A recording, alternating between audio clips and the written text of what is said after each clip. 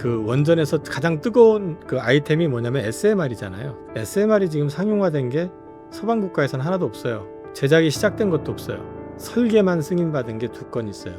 미국에서. 근데 이제 돈을 벌 수 있느냐, 그리고 한국의 역할이 독점적이냐라고 물어보셨잖아요. 절대 아닙니다. 그래서 우리가 독점한다라는 건 말도 안 되는 얘기고, 다만 유리한 건 있어요. 유리한 건 뭐냐면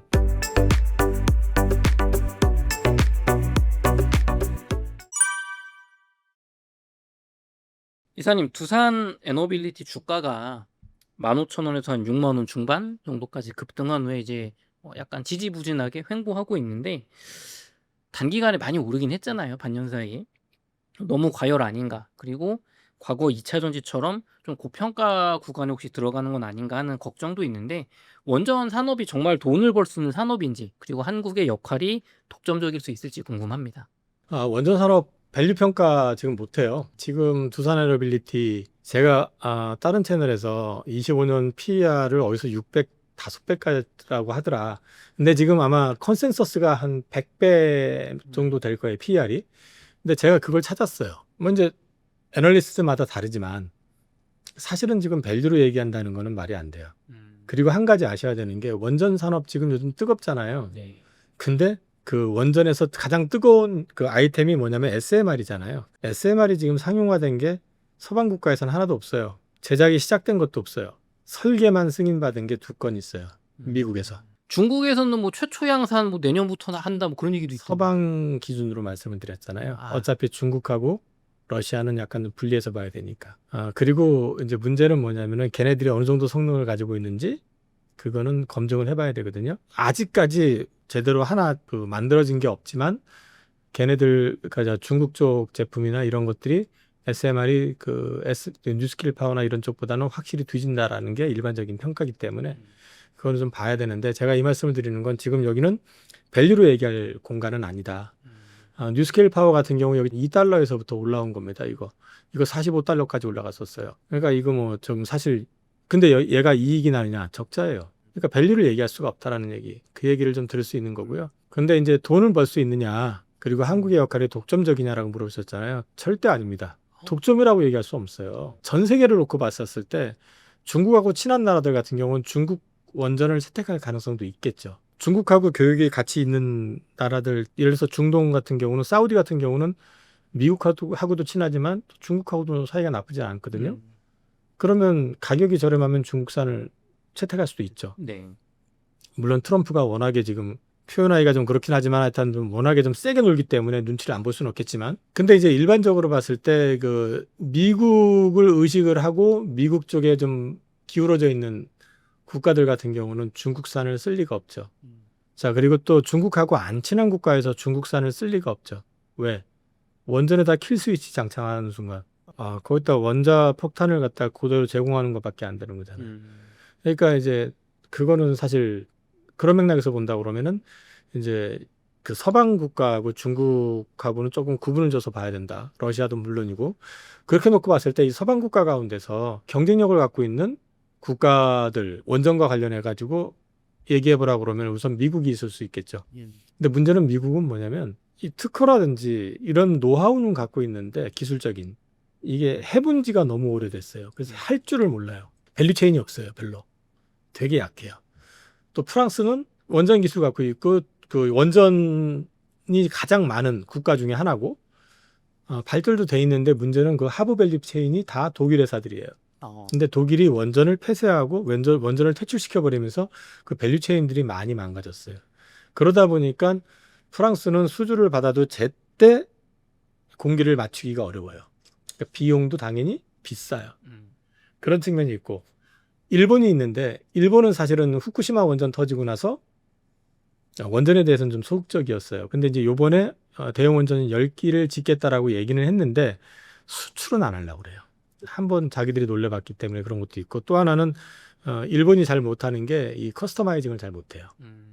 안전하기 위해서는 내 말 들어야 돼라는 게 이제 일본 스타일. 그래서 LNG 캐리어 배 같은 경우도 일본이 제일 먼저 만들었는데, 기왕이면 우리는 좀 많이 싣고 가길 원해. 그러는데 쓸데없는 소리 하지 말고 가스 안새나 가려면 이렇게 공처럼 해서 만들어 놓고 그 안에만 집어넣으면 돼. 근데 문제는 조금밖에 못 들어가거든요.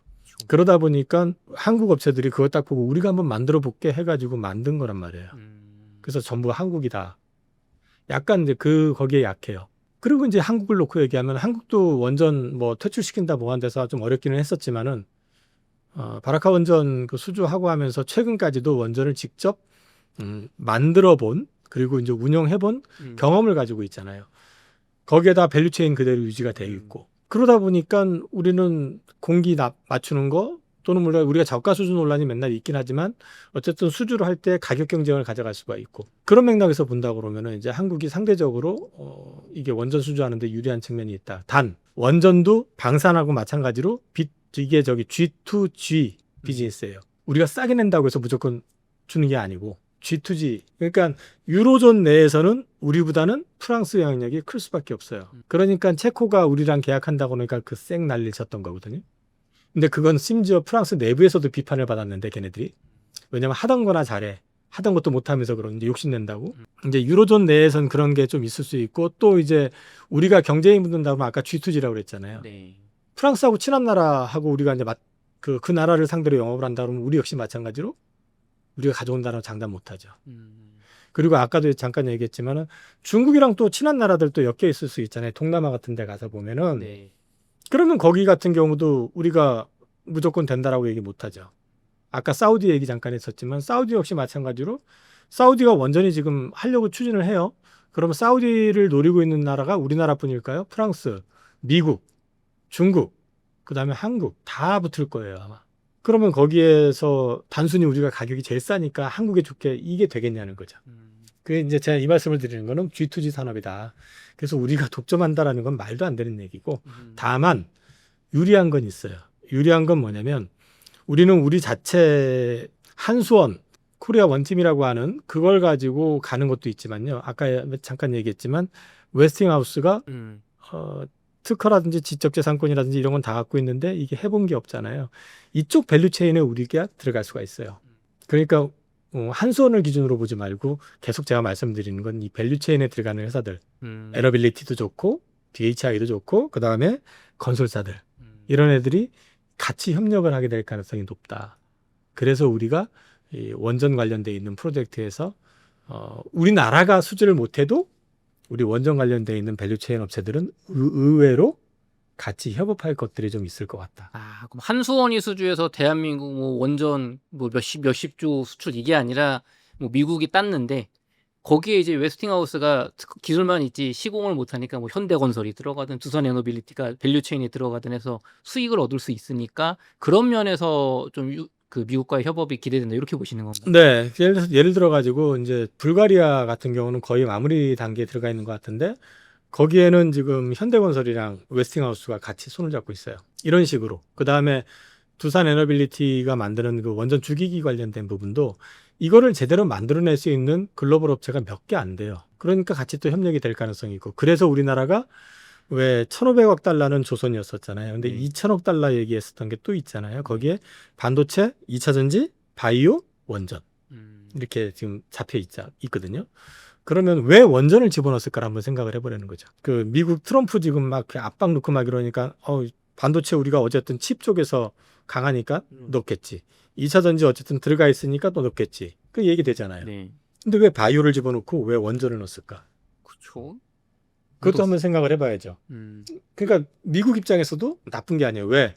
미국 내에서 원전 SMR만 300기 이상을 만들겠다고 하고 있고 2030년까지 대형 원전을 10기를 짓겠다고 얘기를 하는데 같이 협력해서 짓자. 그리고 웨스팅하우스 중심으로 해가지고 어디서 따내면 우리가 같이 협력할게. 이게 나쁜 건 아니잖아요. 그렇죠. 미국 입장에서도 자기들 한국 안 껴서 못하느니 껴가지고 나눠 먹는 게 낫죠. 기술력도 또 확보하고. 그래서 원전이 들어가 있기 때문에 우리나라 원전이 주목받고 있는 거라고 보시면 돼요. 아, 그러면 또 핵심적인 질문입니다, 이사님. 어려운 질문이기도 한데요. 아까 첫 질문에서 두산 에너빌리티 같은 이런 원전주 밸류 측정이 지금 안 되는 단계라고 하셨잖아요. 수익도 안 나고. 그러면은 말씀하신 것처럼 지금 이런 기대감 혹은 뭐 밸류 체인에서 미국과 협업할 수 있지 않겠냐 하면서 주가가 많이 올라왔는데 그럼 앞으로 투자자들은 이거 어떻게 좀 대처를 해야 되는지. 제가 이 원전 얘기를 사실 작년 말 올 초부터 이걸 했었던 거고, 그때 원전 주식을 설명을 하면서 두 애 같은 경우는 특이 종목으로 이상하게 작년에 외국인들이 4,800만 주 정도를 샀는데 주가 안 움직였다. 왜 안 움직였을까? 왜 샀지? 이런 얘기를 좀 했었던 기억이 있어요.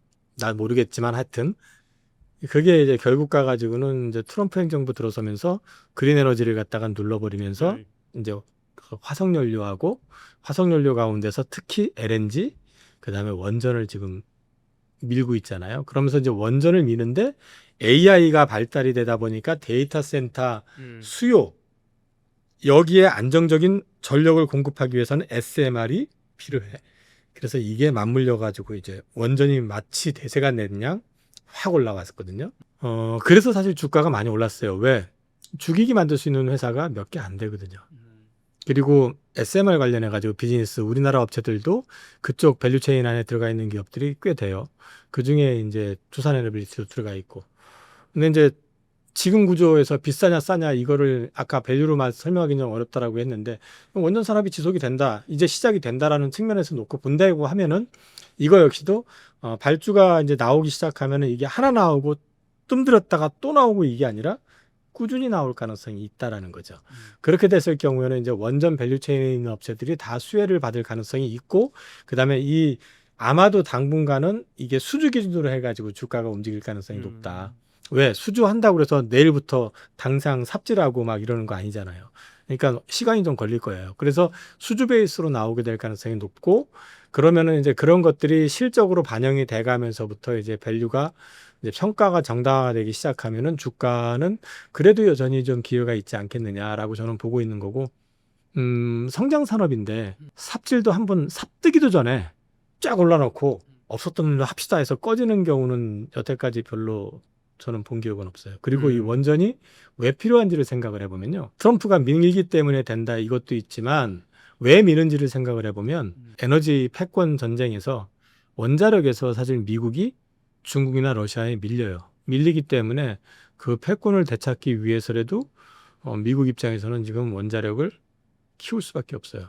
그런 맥락이 좀 전후 사정이 좀 들어가 있기 때문에 아마도 미국에서 갑자기 원전을 밀던 걸 갖다가 중단하면서 스톱하지는 쉽지 않을 것 같다. 그래서 혹시라도 그런다고 하면은 아마 트럼프가 좀 힘이 빠지고 난 뒤 아니겠어요? 그렇게 본다고 그러면 중간선거 전까지는 어쨌든 원전과 관련된 건 디네이 될 가능성이 높지 않느냐. 그러니까 혹시라도 그런다면은. 근데 저는 제가 볼 때는 이건 에너지 패권 싸움이기 때문에 갑자기 뭐 이걸 또 확 뒤집거나 그러지 못할 거라고 보고 있기 때문에 저는 그래서 여전히 기회는 있을 것 같다. 그렇게 보고 있습니다. 이사님도 저 원전주 투자 지금도 하고 계시는 거죠? 그냥 포트에 있다고 말씀드렸죠.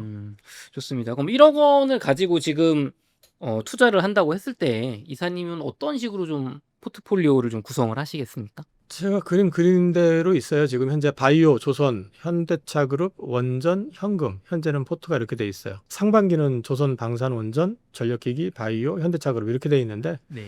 현재 포트는 저렇게 구성이 돼 있고요. 지금 당장은 저기서 뭐 크게 바꿀 생각은 없어요. 근데 이제 뭐 자잘하다긴 그렇지만 어쨌든 좀 작은 섹터들 가운데서 일부는 좀 들락달락 할 수 있어요. 반도체가 좀 들어가 있죠, 참. 반도체를 빼놨는데 반도체 쪽에 일부가 좀 들어가 있는데 큰 회사 들어가 있어요. 뭐 저 부품 뭐 이런 거 말고. 네. 그렇게 지금 들어가 있고요. 그 다음에 이제 앞서도 말씀을 드렸지만은 뭐 전력기기라든지 이런 회사 같은 경우는 저는 가격이 제가 원하는 가격 오면 왜 원전을 하면서 전력기기는 안 할 수가 없잖아요. 전력이 부족하다면서 뭐 원전 발전소 만들고 뭐 풍력 발전소 만들면 뭐예요? 전력을 송출해야 되는데. 그런 부분들은 계속해서 연계가 될 거기 때문에 그쪽 관련된 것들은 꾸준히 볼 생각이고요. 그래서 저는 포트 이렇게 구성하고 있어요. 그래서 제가 계속 처음 출연할 때부터 말씀드렸던 게 그 몰빵 투자, 이른바 뭐 한 종목 또는 특정 섹터 이거 하지 마시라고. 그게 대박이 날 것 같다고 생각을 하지만 절대 대박 쉽게 안 난다고. 그리고 한 번 어긋나 버리면 그건 회복 불가능이 된다는 거죠. 그래서 제가 이제 계속해가지고 포트폴리오 투자를 말씀을 드려왔고요. 지금도 저렇게 가져가고 있어요. 좋습니다. 그럼 원전 쪽 비중은 요 포트에서 좀 어느 정도 가져가는 게 좀 괜찮다고 보시나요? 그건 그때그때 다르죠. 그러니까 원전이 좀 거래량이라든지 어떤 전체 흐름이 좀 핫해지면 최근에 원전이 좀 오르다가 오늘 많이 빠졌는데 오늘 많이 빠진 이유는 아까 어떤 대주주 요건 뭐 이런 음. 것들 흔들리면서 빠지기 시작했던 것도 있고요. 또 한 가지는 원전이 난 솔직히 월요일 날 왜 그렇게 올라가는지 이해를 못했거든요. 왜냐면 미국 시장에서 원전주가 밀렸는데 주말에 뭐 원전 뭐 SMR 고수주가 터지면 뭐가 어떻게 된다부터 시작해서 계속 기사가 뭐 막 pom프질하는 기사들 엄청 나왔었거든요. 근데 지금 원전 아까도 말씀드렸지만 수주한 게 뭐가 있다고 기대감으로 올라 있잖아요. 그쵸. 그러면 여기서 한 번 정도 올라가 주려면은 플러스 알파 뭔가가 있을 때 이제 움직인다라는 거죠. 그래서 저는 좀 그런 거 기다려 가지고 비중 조절을 들어가려고 하는 거예요. 예를 들어서 저 현대차그룹 같은 경우 주식 저것만 갖고 있었으면 못 견뎠. 아니 근데 저는 견뎠는데 이제 저 투자자들은 못 견디지. 왜? 주가 움직임이 이렇게 드라마틱하진 않잖아요. 근데 네. 현대차그룹 내에서도 지금 보면요. 현대글로비스 네. 그 60% 넘게 올랐어요. 뭐야, 야금야금 많이 올랐네요. 많이 올랐죠. 현대모비스 그것도 한 20만 원대 초반에서부터 올랐으니까 지금 한 30만 원 근처니까 이것도 한 40% 가까이 올랐죠. 저점 대비로는. 은근히 많이 올랐어요. 현대차만 그러고 있지. 근데 이런 식으로 이제 현대차 그룹 해가지고 제가 저기 손님들한테 현대차 그룹만 다 사놨어도 뭐 포트가 나쁘진 않았겠지만 저기에다가 예를 들어 현대차만 올인을 해놓고 갖고 있으면 사실 견디기가 힘들잖아요. 그러니까 제가 이제 포트 구성을 그렇게 해 나간다라는 얘기죠. 그 조선 같은 경우도 지금 3년 동안 계속해서 끌고 오고 있고 바이오 같은 경우도 지금 일단 편입을 한 것들은 쉽게 안 팔아요. 왜냐면 어느 그 기술적으로 검증이 된 거, 이 등락이 이렇게 막 있을 수는 있어요. 근데 기술적으로 검증이 됐다라는 거는 라이센스 아웃이 글로벌 빅팜하고 돼가지고 기술적으로 어느 정도 검증이 돼 있는 회사들 위주로 끌고 가면 꾸준히 볼 수가 있거든요. 이렇게 흔들려도 결국은 계속 우상향이 된다는 거죠. 이제 그렇게 볼 수 있는 거니까 원전 역시 마찬가지로 지금도 저는 사실 원전은 두산에너비티 싸게 산 게 2만 원대 초반에 산 거 지금도 있고 그다음에 또 한 가지는 현대건설 같은 건 다 팔아긴 했지만은 저것도 3만 원? 뭐 그때 산 것들 8만 원 넘게 갔었어요.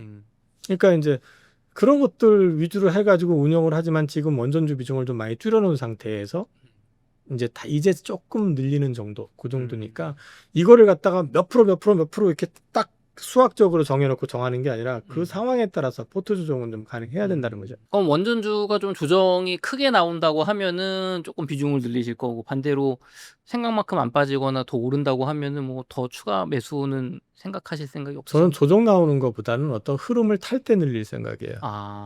가격이 아니라 실질적으로 뭔가 수주가 된다거나 뭔가 뭐 어떤 주가적인 측면에서 봤을 때 좀 편안하게 다시 한번 불이 붙을 것 같은 시점. 그럴 때 편입을 늘려야지. 네. 싸니까 사놓고 있는데 2만 원에서부터 지금 올라온 가격인데 예를 들어서 두산에너비티 같으면 네.